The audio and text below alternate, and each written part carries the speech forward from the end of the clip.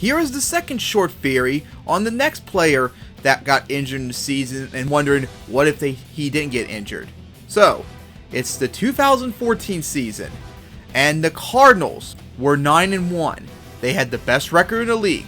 They had a pretty big lead on everyone else in the NFC, and it looked like they were going to run away with the number 1 seed and host in the Super Bowl for the first time ever.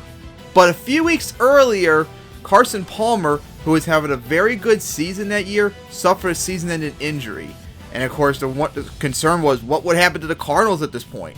Well, at first, they just kept winning. Their defense was really elite, and their backups were playing okay. And they kept on going to 9-1. But then the team fell apart. After going 9-1, they fell to 11-5, which was just enough to get into the playoffs in a very competitive NFC that year in 2014. But they would lose to the Panthers in the Wildcard round. So I'm wondering, what would happen if Palmer didn't get injured? How much difference would it make? Would they actually indeed make that Super Bowl run? We're going to find out. What if this happens? What if that happens? What if? An NFL theory. So, just like my Jay Cutler video last time, I put Carson Palmer's good stats on the games that he did not play, and they would massively improve from 11-5 to 13-3. And those 2 extra victories coming from the Falcons and the 49ers. At 13-3, the Cardinals do get the number 1 seed in the NFC playoffs as they swap spots with the Seahawks as they fall all the way down to the 5th seed. So, how would the playoff matchups be?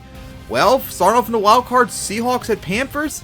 The Seahawks were a much better team than the Cardinals, but remember, at this point, the Seahawks and Panthers were a really big rivalry, and they always played close, especially in Carolina. I think the Panthers still could win this and knock off the defending champs. Hey, the Seahawks did it 4 years earlier to the defending champion Saints. I don't see why the Panthers could do it either. So, the divisional round is the Panthers now visiting the Cardinals.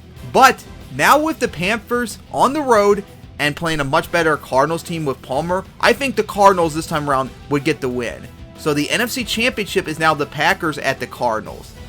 And just like with the Seahawks, I think the Packers would not be able to beat the Cardinals this time around. So, the Super Bowl is now the Patriots and Cardinals, as the Cardinals would be the first team ever to literally host the Super Bowl because the NFC was the home team that year. So, would the Cardinals actually beat the Patriots? Based upon my calculations and score and chance, a random modifier? Yes, they would beat the Patriots. They had just as good of a defense to do it, and Carson Palmer, I think statistically, if you ranked up his stats up to 16 games like Russell Wilson, he was playing better, I think, than Russell Wilson was. So yeah, I think the Cardinals could beat the Patriots, getting their first title in almost 70 years, and having that nostalgic memory of winning their first Super Bowl and their first title in so many decades at home. And that's what would happen in my eyes if Palmer played. But hey, it's just a theory, an NFL theory. Thanks for watching.